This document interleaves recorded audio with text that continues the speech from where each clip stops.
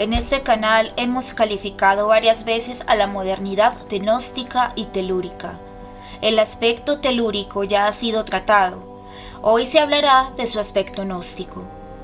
Vamos a comentar el desarrollo que hace Julio Mainvielle respecto a este tema, pero han habido muchos que han reconocido el carácter gnóstico de la modernidad, como Christian Baur, Eric Voegelin, Seferino González, Cyril O'Regan, entre otros.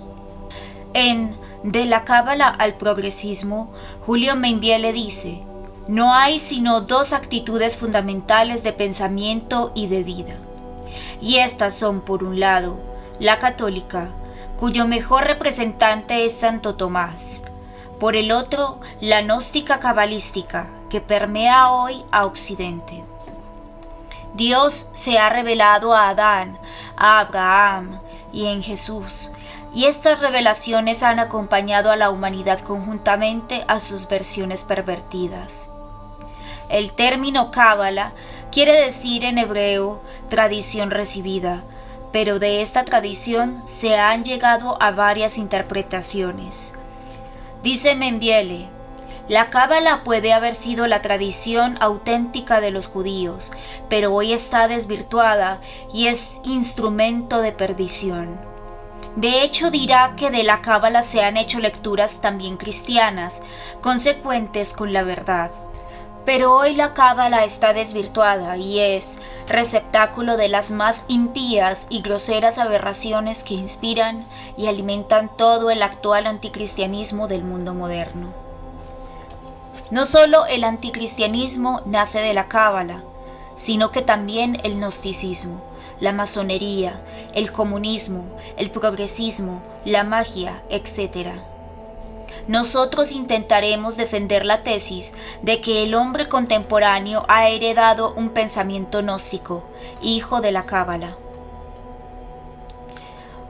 Julio Mainvielle, siguiendo a Mauricio Carlavilla, afirma que la cábala tiene su origen en el siglo XVI a.C., cuando se realizó el prolongado contacto de los judíos con los egipcios.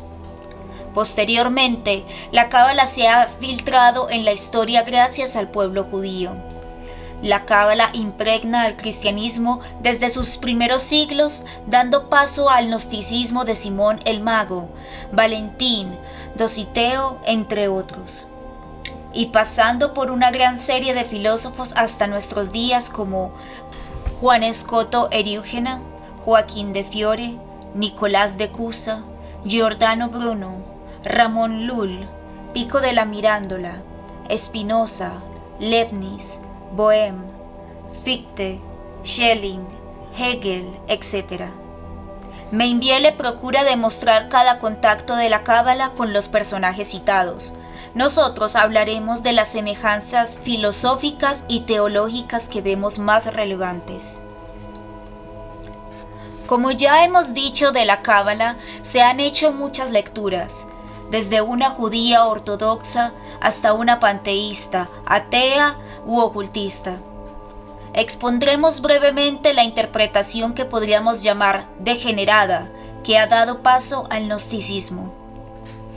El sistema de la cábala y del gnosticismo consta de un primer principio indeterminado, sin cualidades ni atributos: el caos, el silencio, el abismo, el protopadre, lo infinito.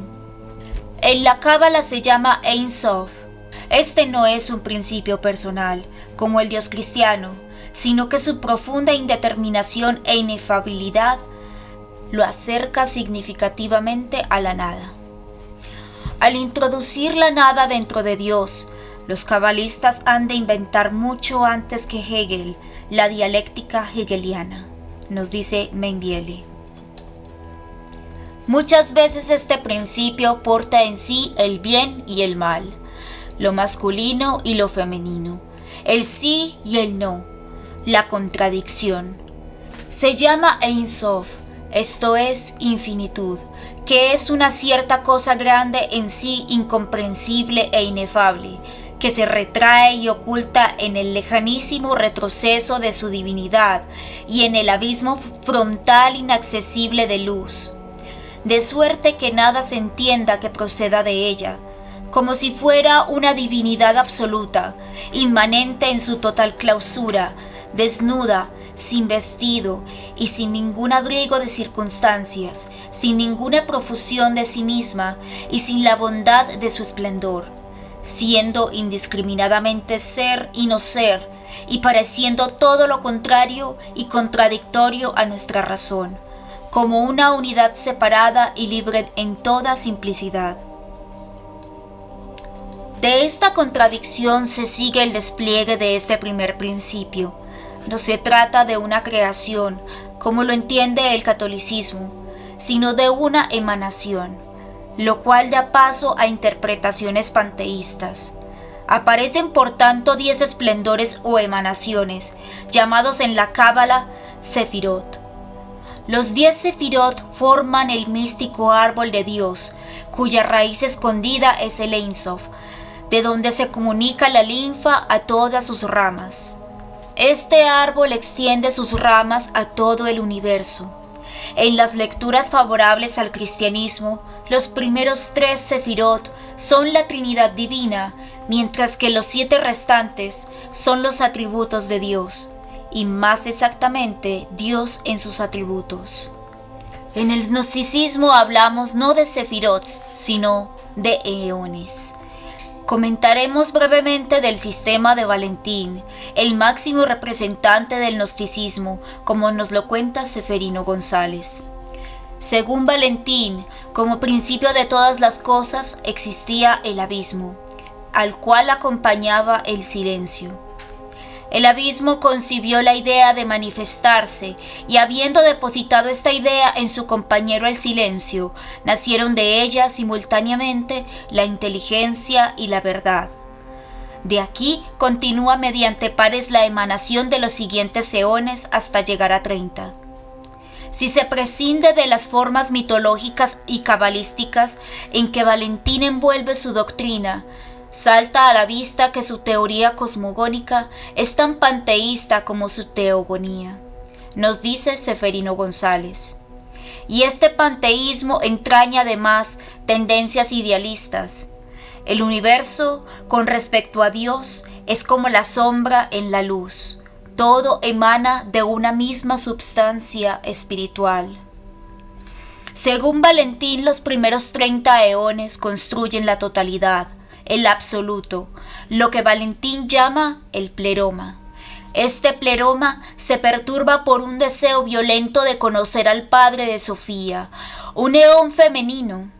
Sofía fue desterrada del pleroma y precipitada en el caos, transformándose en Sofía Acamoth, o sabiduría de orden inferior, y dando origen con sus pasiones, crisis y agitaciones al mundo material y visible. Esta Sofía inferior produce a la materia y al demiurgo. Este último corresponde al Dios del Antiguo Testamento. La inteligencia produce un nuevo par de eones con el fin de restablecer el equilibrio, Cristo y el Espíritu Santo. La única realidad son las cosas espirituales del pleroma. Lo material es una apariencia de realidad. Son producto de la pasión, del deseo violento de conocer al inefable abismo. Este mundo caído es el kenoma, una sombra del pleroma. El hombre es la culminación del sistema emanativo. El proceso con el cual Dios concibe, se engendra y se desarrolla a sí mismo, no se completa solamente en él. En parte, el proceso de restitución se cumple en el hombre. En otras palabras, es el hombre quien da el toque final al semblante divino, y a él toca instalar a Dios, como rey y místico autor de todas las cosas en el reino celeste. Es el hombre quien da la última forma a su mismo creador. Este hombre es la síntesis del árbol de la vida cabalístico que emana del Ein Sof y es llamado Adán Kadmon. El Adán Kadmon en la interpretación cristiana sería Jesucristo. En las interpretaciones panteístas es el hombre quien le da el carácter personal al Dios absoluto. O sea, la personalidad no es un punto de partida, sino uno de llegada. La gnosis gnóstica es un conocimiento de sí mismo, pero un autoconocimiento consistente en reconocer que algo de uno mismo se identifica con lo divino, dice Mainvielle. El hombre gnóstico reconoce en sí una semilla del Padre, una chispa divina, una parte de sí propia del pleroma, del absoluto. El objetivo de la gnosis es el conocimiento tendiente a la salvación, en virtud del cual el hombre reconoce ser Dios. Los hombres que gozan de mayor grado de este elemento espiritual son llamados neumáticos y perfectos, y en varios sistemas gnósticos están libres de alguna ley divina, porque la salvación ya la tienen ganada por el conocimiento. Dice San Ireneo de León: mientras hacen muchas otras acciones vergonzosas e impías, se ríen de nosotros, que por temor de Dios nos abstenemos de pecar, incluso en nuestros pensamientos y palabras, teniéndonos por ignorantes e idiotas. En cambio, presumen de ser los perfectos y la semilla de elección, porque no son las obras lo que lleva al pleroma, sino la semilla sembrada de lo alto que, aunque es pequeña, acá abajo llega a hacerse perfecta.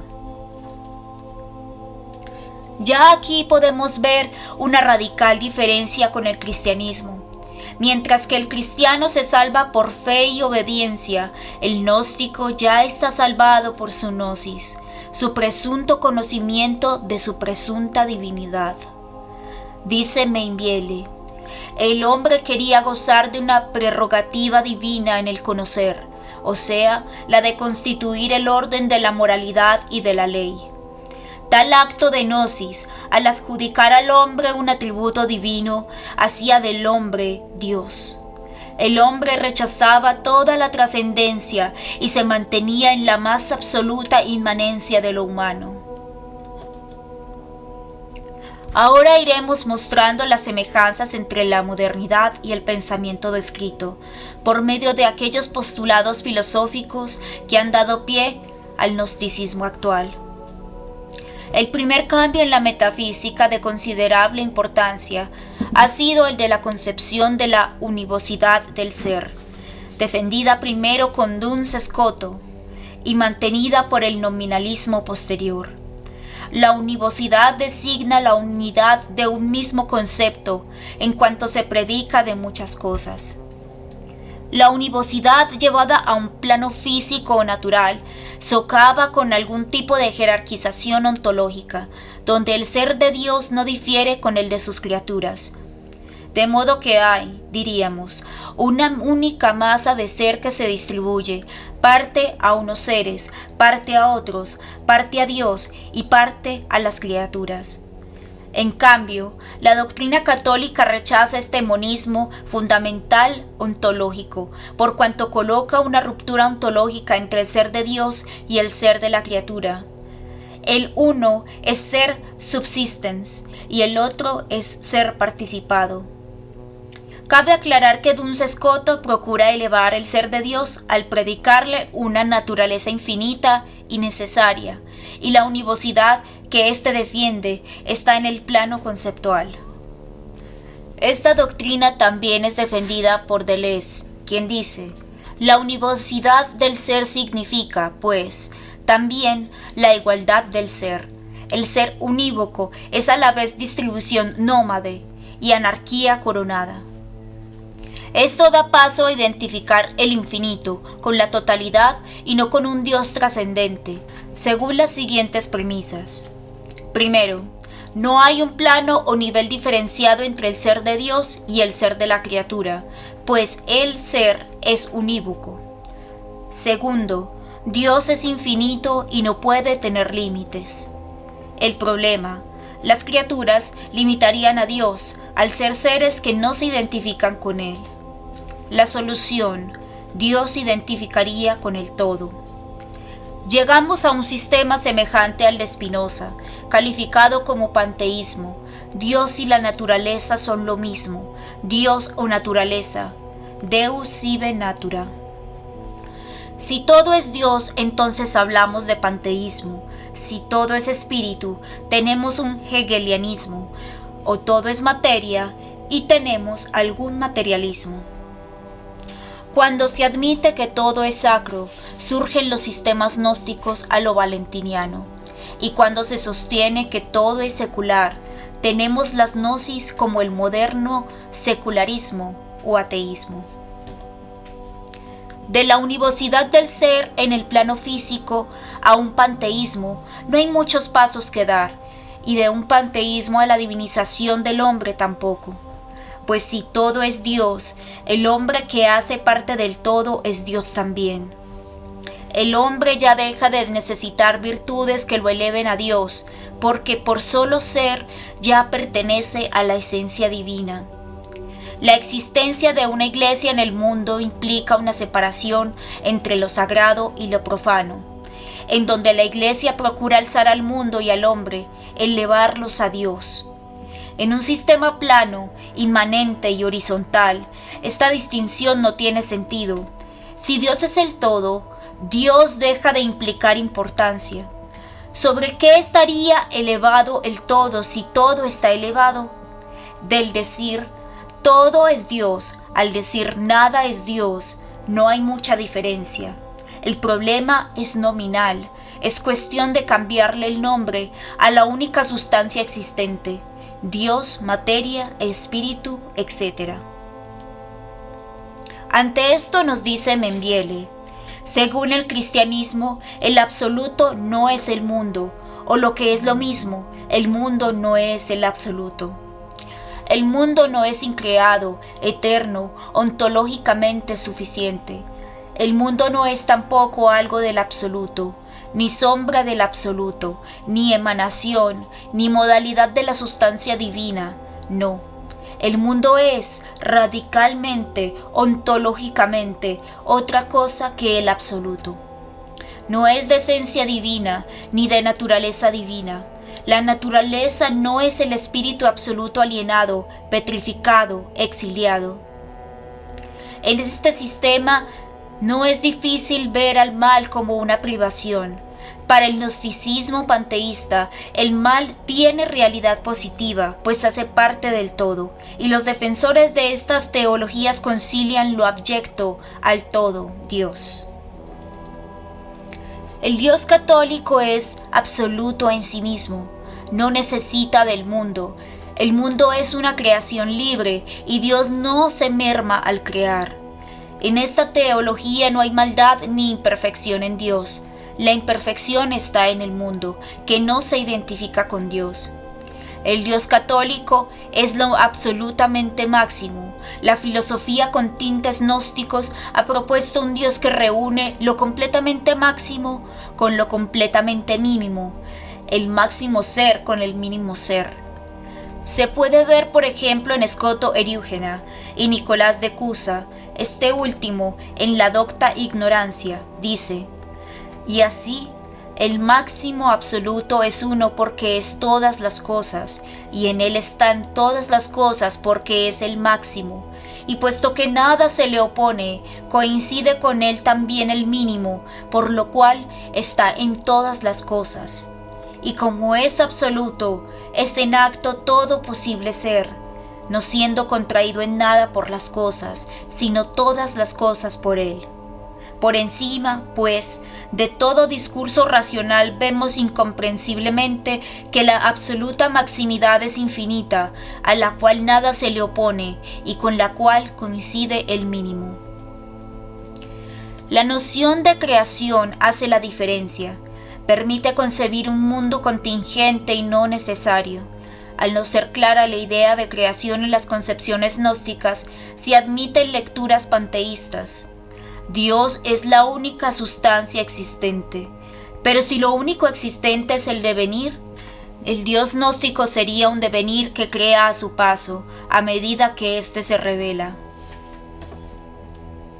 Las filosofías del devenir armonizan muy bien con el evolucionismo, dialectalismo, historicismo y progresismo de la actualidad, donde lo más sale de lo menos, lo cual contrasta con la tesis lo que es perfecto engendra. El Dios gnóstico se identifica con el devenir. Es el despliegue que parte de lo más indeterminado hasta lo más complejo y digno, el hombre. Dios pasa a ser un impulso vital, una evolución creadora, una pura libertad que se manifiesta cada vez más a medida que crea. Se corrobora la actual e intuitiva actividad de estas ideas cuando se le predica al hombre una capacidad creadora. Ya que estrictamente el hombre no crea nada, solo da una forma determinada a una materia ya existente, actualiza una potencialidad de la misma. El hombre sería por tanto el agente y la materia el sujeto que cambia. ¿Acaso es posible el devenir sin postular a un sujeto que deviene y a un agente que lo hace devenir? Eso dificulta sostener la igualdad entre el ser y el devenir. Recordemos el principio, de la nada nada sale, enunciado por Parménides, y Santo Tomás, quien ha dado la razón definitiva de ello cuando afirma que es necesario que el primer ente sea en acto y de ningún modo en potencia, ya que si el primer ente estuviera en la indeterminación o potencia, no podría salir de su indeterminación o potencia, pues no habría un ser en acto para hacerle salir. En efecto, en Aristóteles y Santo Tomás hay un fundamento del movimiento, el acto puro. El devenir no es fundamento de sí mismo. Esto amenaza el principio de no contradicción cuando se identifica al móvil con el motor. Un Dios que se va haciendo es un Dios que va adquiriendo perfecciones que no tenía y que, por lo tanto, salen de la nada. En este caso, el ser sale de la nada. La nada es igual al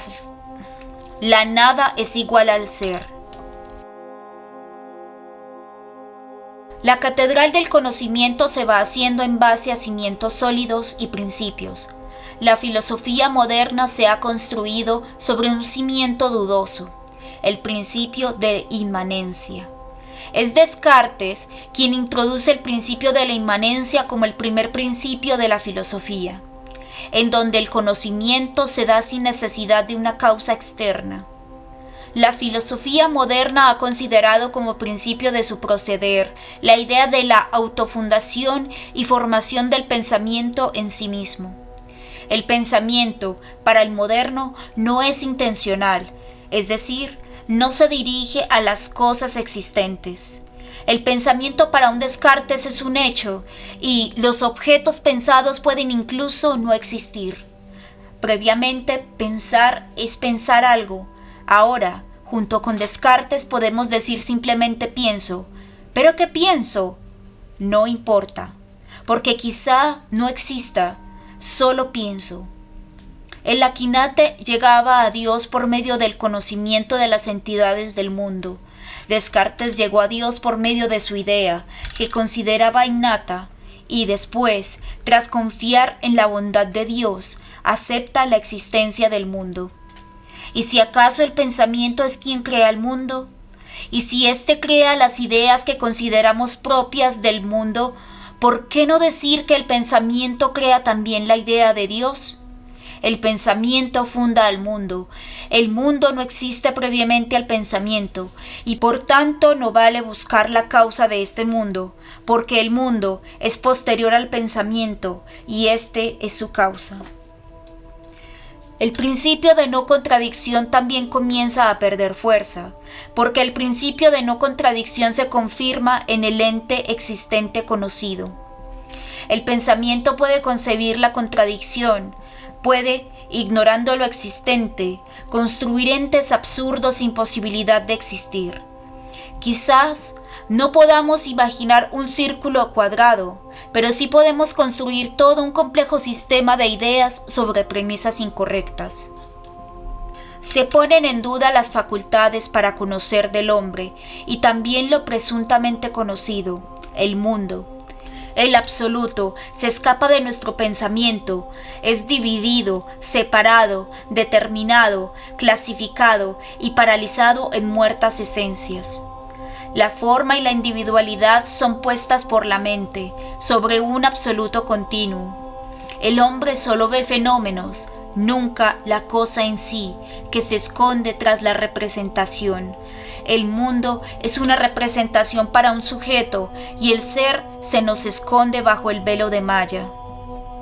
Hemos intentado evocar los planteamientos de Kant, quien se ocupa más de estudiar la facultad del conocimiento del hombre y no en el objeto presuntamente conocido por éste, pues el conocimiento actúa como filtro de lo conocido.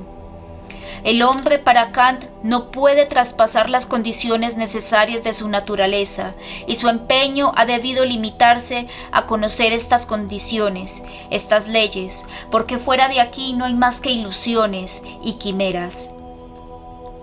Y nos dice Patricio de Azcárate Corral: entonces Fichte, colocado en este terreno y arrastrado por la lógica, dijo de una manera concluyente: si las ideas necesarias por las que concebimos a Dios no son más que formas de nuestra razón, Dios es una creación de nuestro espíritu, lo mismo que lo es el mundo exterior cuanto existe, y por consiguiente el hombre es a la vez sujeto y objeto, que desenvolviéndose crea el universo, la naturaleza y el hombre.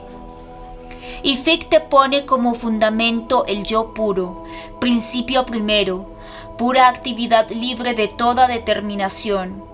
En las reflexiones del idealismo alemán, la naturaleza, que para Fichte era un no yo, un obstáculo del yo, y en Schelling se trata de un espíritu adormecido. A este filósofo es al que más se le nota un tufo gnóstico y panteísta.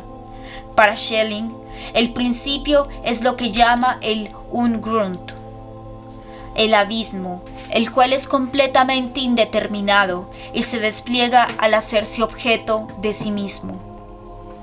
El absoluto para Schelling es la pura identidad del objeto con el sujeto. Solo para la conciencia finita hay diferencia entre sujeto y objeto.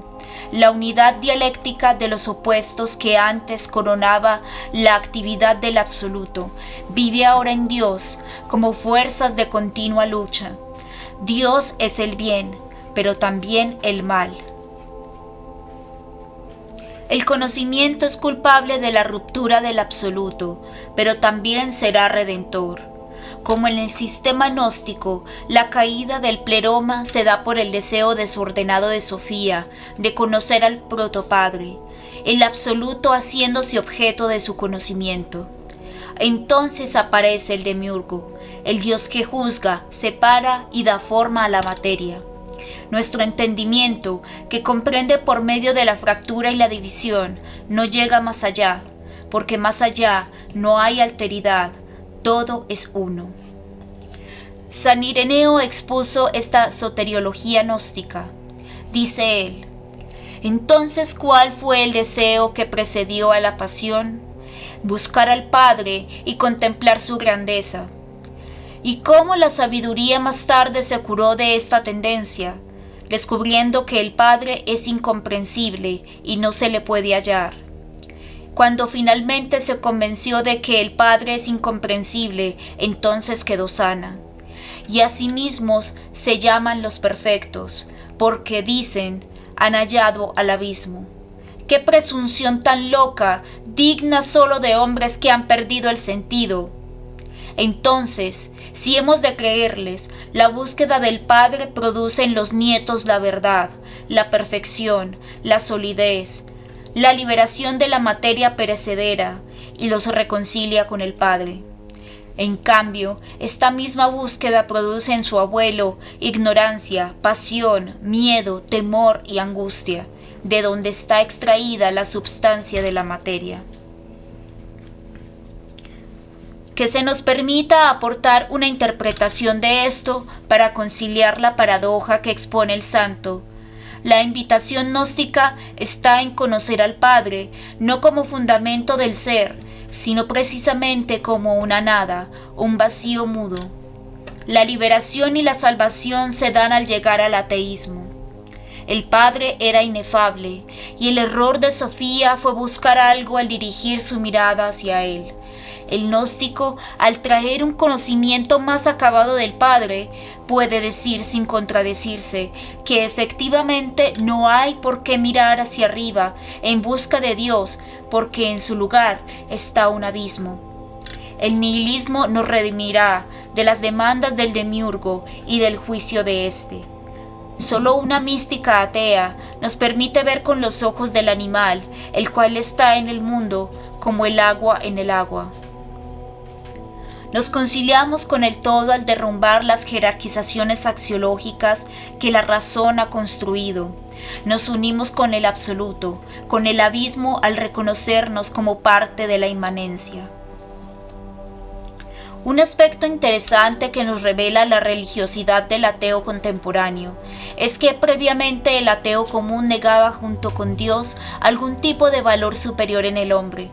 Este tenía la dignidad propia de un cerdo o cualquier otro animal. Hoy el hombre tiene un papel y un derecho especial, una misión de la mayor de las importancias, y para llevarlo a cabo debe primero negar al Dios judío-cristiano y ocupar su puesto. Dios es el lastre con el que carga la humanidad que desea su plenitud.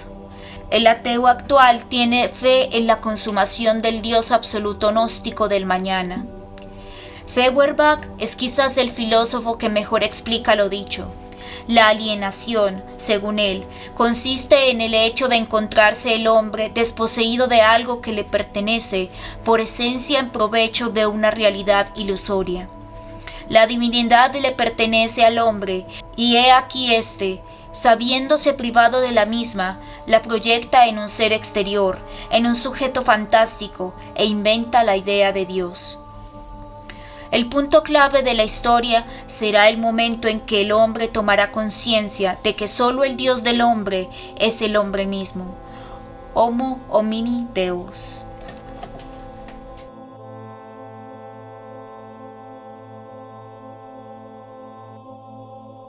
La teología de la kenosis también es relevante en esta historia. En Filipenses capítulo 2, versículos 5 al 18, San Pablo invita a imitar la humildad de Cristo, el cual no reputó codiciable tesoro mantenerse igual a Dios. Antes se anonadó, tomando la forma del siervo y haciéndose semejante a los hombres. De aquí se sigue una teología, equivocada para Mainvielle, propia del luteranismo, donde se hace énfasis en este hacerse nada de Dios.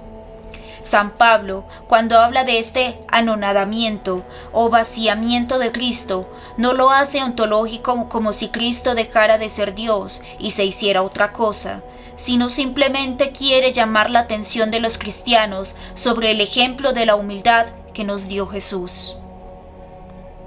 La teología católica no considera que Cristo haya dejado de ser Dios, pues adopta las dos naturalezas.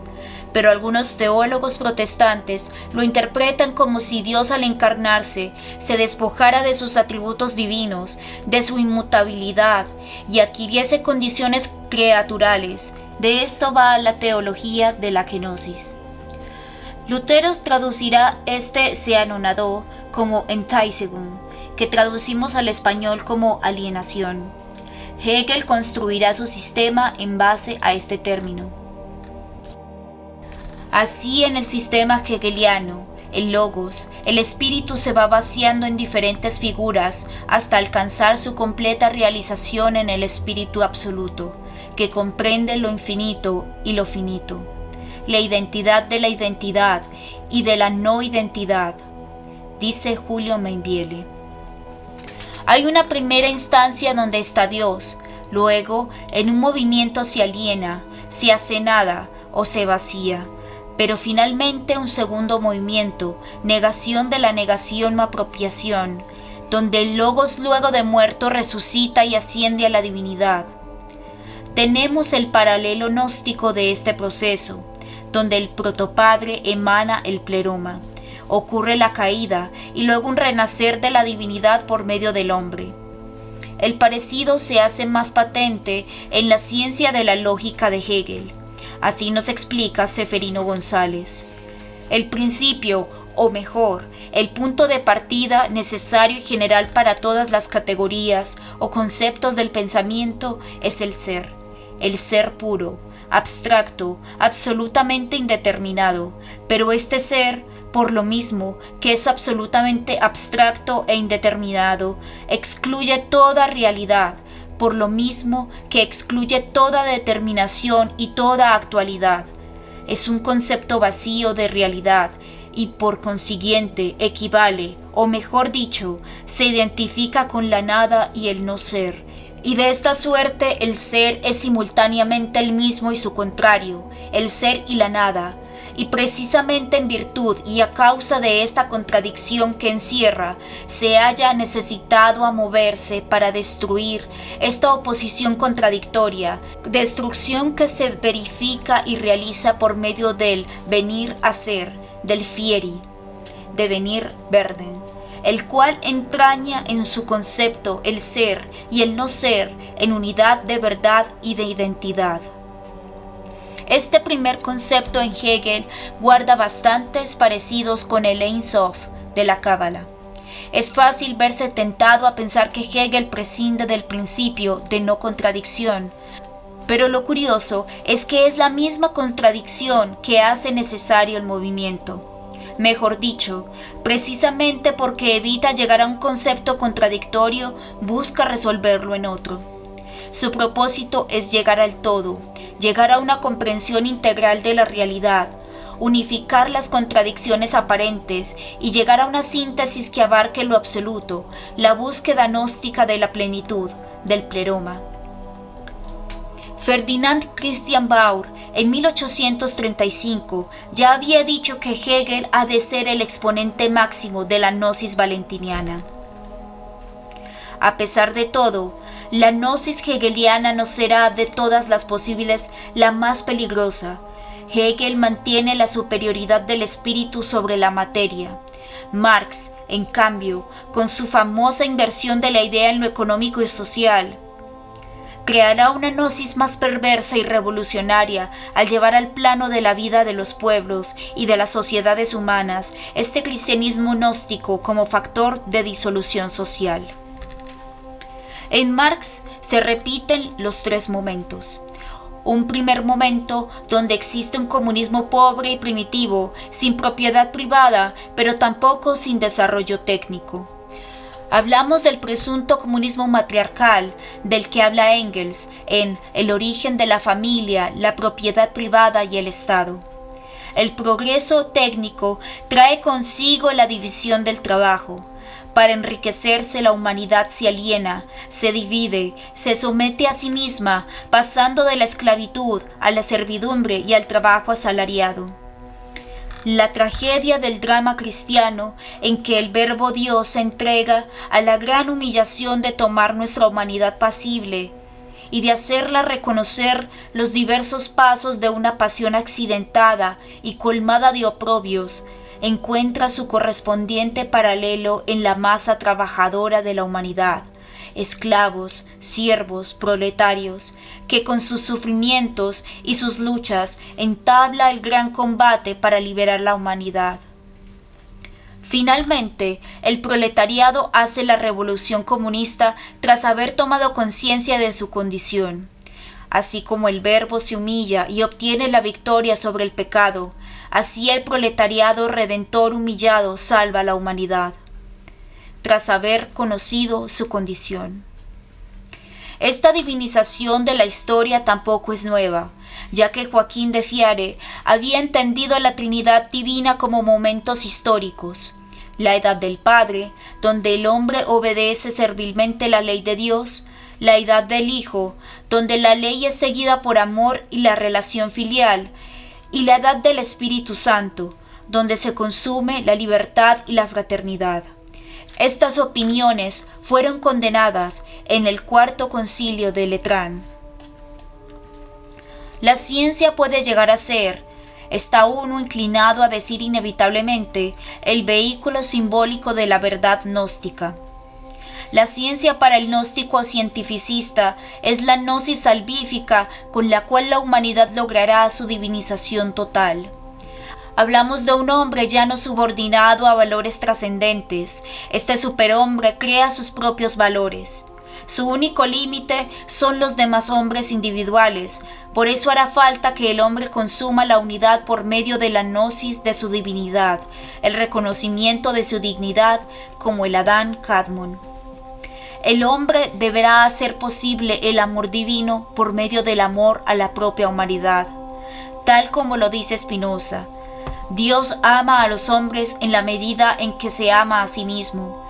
Y, por consiguiente, que el amor de Dios hacia los hombres y el amor intelectual del alma hacia Dios son una sola y misma cosa.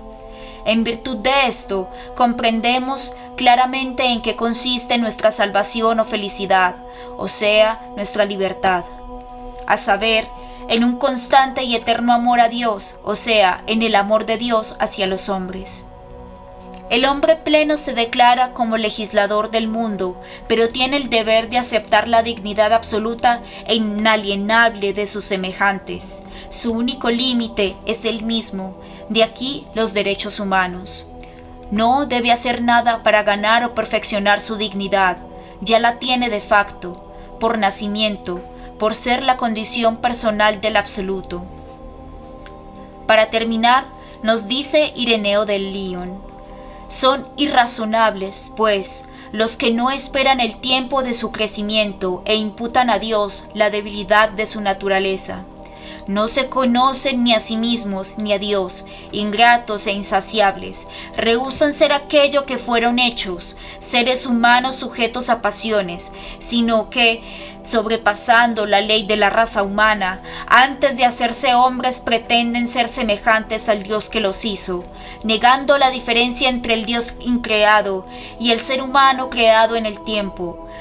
Así se hacen más irracionales que los brutos animales.